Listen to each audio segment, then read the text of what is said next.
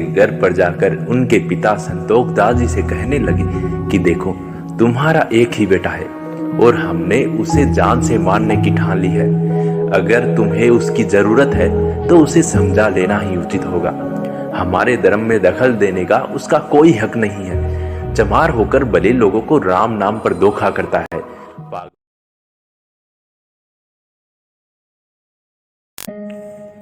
रविदास जी का गंगा के कंगनों वाला चमत्कार देखकर और राजा रानी के शिष्य बनने से जहां रब के प्रेमी लोग रविदास जी के दर्शन करने के लिए उमड़ पड़े, वहीं कुछ लोग उनसे ईर्ष्या और निंदा करने लगे थे। इसीलिए संतों के लिए कहा जाता है कि संत ना होते जगत में जल मरता संसार, नाम अमृत दे संत जन देवे पार उतार। और उसी काशी शहर में एक पिरांदिता नाम का मुस्लिम व्यक्ति रहता था। वह बहुत शैतान और निंदक व्यक्ति था।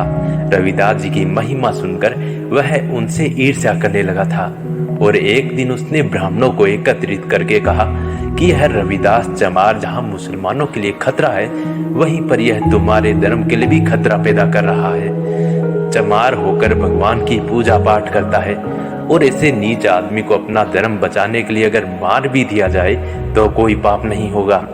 और अगर ऐसा ही चलता रहा तो वह दिन दूर नहीं जब लोग पंडितों और ब्राह्मणों का मजाक बनाया करेंगे। इसलिए सबसे पहले इसके घर वालों और रिश्तेदारों को ऐसी डांट लगाई जाए कि यह रामानंद के आश्रम पर जाना बंद कर दे। अगर फिर भी बाज ना आए तो मैं आपके साथ दिल्ली के राजा सिकंदर लोदी के पास जाऊंगा और इसकी शिकायत करेंगे। और पिरांदिता द्वारा दी गई झूठी दलीलों से अधिकांश ब्राह्मण जनों ने फैसला किया कि इस चांडाल को जान से मार देना चाहिए। वो ब्राह्मण, जोगी और सन्यासी सब एकत्रित होकर रविदास जी के घर पर जाकर उनके पिता संतोख दास जी से कहने लगे कि देखो, तुम्हारा एक ही बेटा है और हमने उसे जान से मारने की ठान ली है।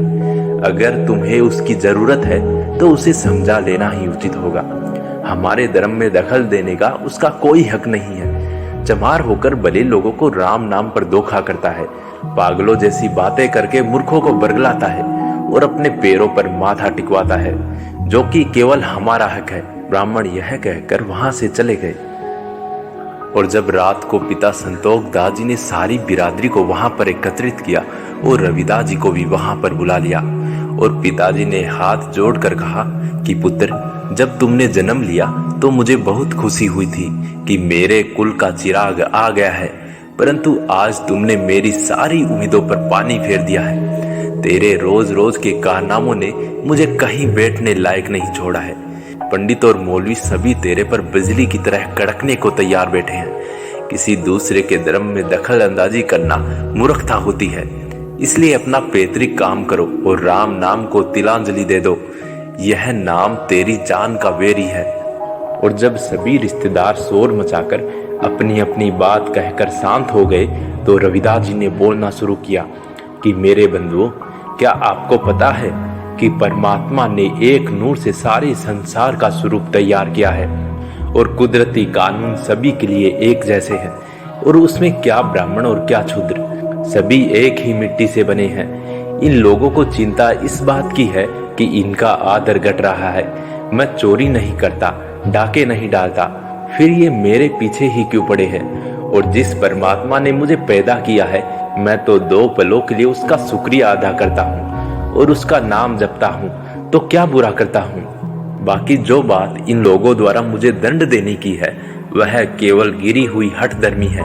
मुझे तो दंड यमदूत भी नहीं दे सकते। बेशक ही यह लोग मेरी हड्डी पसली एक कर दे, परंतु राम नाम से मेरी प्रीत को तोड़ नहीं सकते, क्योंकि मेरे सिर पर मेरे परमात्मा का हाथ है और मुझे किसी का डर नहीं है। संत रविदास जी आगे कहते हैं कि पिताजी, अगर आपको नाम की चिंता है कि हमारा नाम ऊंचा रहे, तो आपकी यह आशा भी परमात्मा पूरी करेगा। और जब तक धरती, आकाश, सूर्य और चंद्रमा कायम है, तब तक आपका नाम दुनिया में कायम रहेगा और शोर मचाने वाले सारे लोग अपने आप बैठ जाएंगे।